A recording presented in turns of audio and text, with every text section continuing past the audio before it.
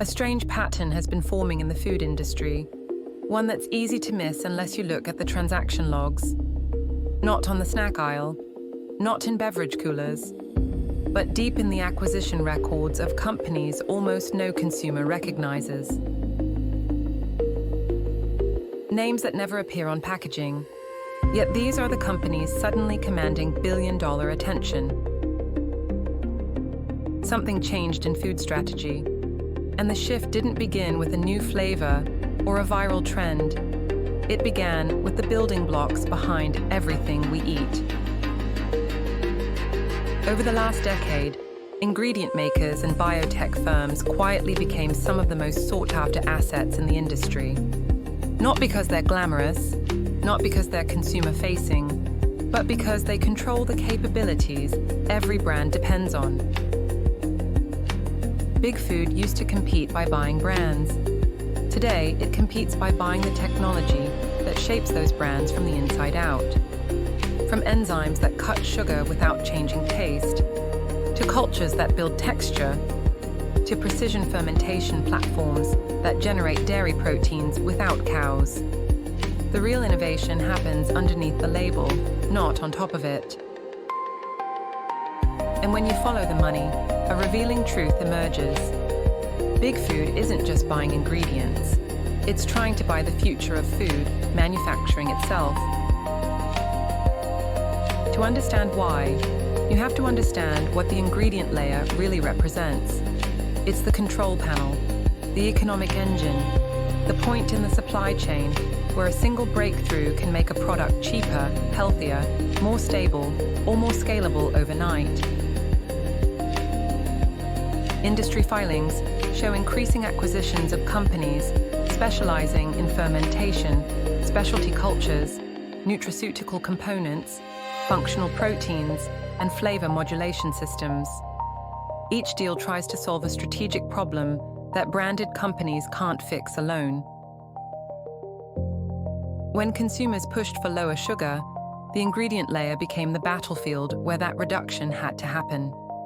When retailers demanded cleaner labels, the ingredient developers became the gateway to compliance. When investors pushed for sustainability and supply chain resilience, the ingredient manufacturers became essential infrastructure. This shift changes the entire competitive landscape, because owning ingredients doesn't just provide a cost advantage, it gives companies the ability to innovate faster than rivals. And in today's market, speed is currency. The most interesting part isn't the valuation of these biotech firms, it's what they unlock. A new natural emulsifier can rewrite a product line. A precision fermented fat can alter the economics of plant-based food. A heat-stable enzyme can slash manufacturing losses across multiple categories.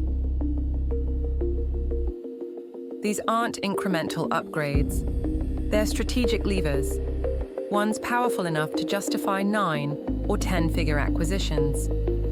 Because every breakthrough scales across thousands of SKUs. For decades, the front of the package defined competition, branding, taste, and shelf placement. But now, the differentiator is the formula, and formulas depend on ingredients that are difficult, expensive, or impossible to replicate quickly.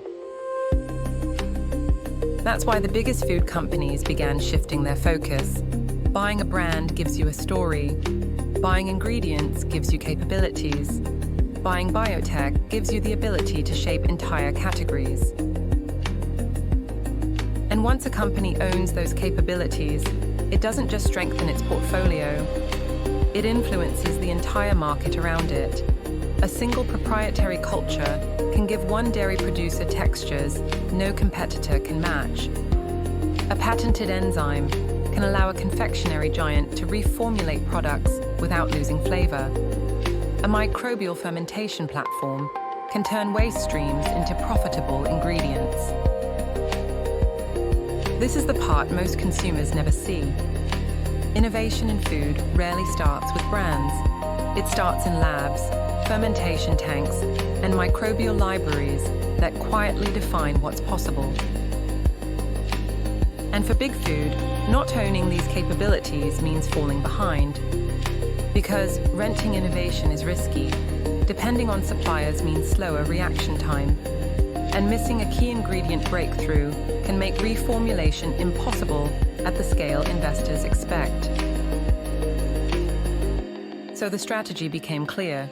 Control the upstream, control the platform, control the ingredients that control the outcome.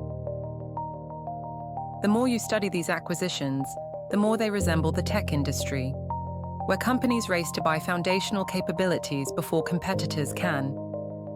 The ingredient layer is becoming its own version of infrastructure, and infrastructure, once owned, is difficult to disrupt.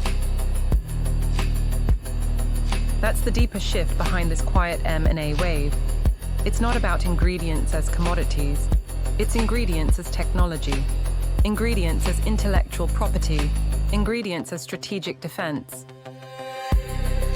So the next time you pick up a snack or beverage, remember, the most important part of that product may come from a company you've never seen, a company that may now be owned by someone far bigger. Because the race for the future of food isn't happening in flavor trends or packaging redesigns. It's happening in the hidden layer, where tiny innovations quietly reshape entire categories. And as Big Food continues buying biotech, the real question becomes, what happens when the companies that make ingredients become the companies that define the industry?